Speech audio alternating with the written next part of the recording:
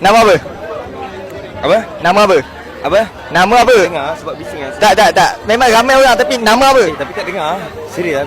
Nama apa? Okey, nama Solihin, Muhammad Solihin. Muhammad Solin. Nama famous apa nama famous? Osman. Osman. Osman lah. Asal mana?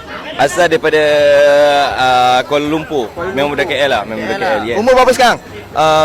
Umur aku tak silap umur aku sekarang ni 22. Nak tanya satu soalan. Soalan paling famous. Pernah bercinta tak? Pernah bercinta tak? Tengok ke? Saya tanya awak pernah bercinta tak? Saya tanya awak. Saya tanya awak. Saya tanya awak dulu. Sekarang ni saya tanya awak pernah bercinta tak? Saya pernah bercinta. Okey. Pernah bercinta tak? Pernah bercinta. Pernah bercinta. Dengan dia lagi dah putus? Tak pernah putus sampai sekarang. Tak pernah putus sampai sekarang? Setiap hari, setiap waktu selalu ingatkan dia. Ingatkan dia. Sleep call tak masa tak? Tak sleep call. Kita orang akan sleep call 5 kali sehari. 5 kali sehari. Okey, kalau contoh kan. Dia tengok video ni sekarang, apa yang awak nak cakap kat dia?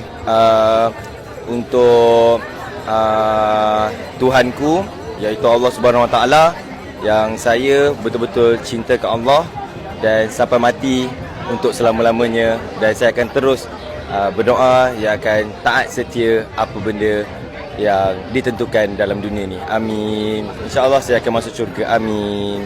Cinta tak ada Allah. Cinta tak ada Allah. Alhamdulillah. Alhamdulillah. Dia betul-betul pernah bercinta.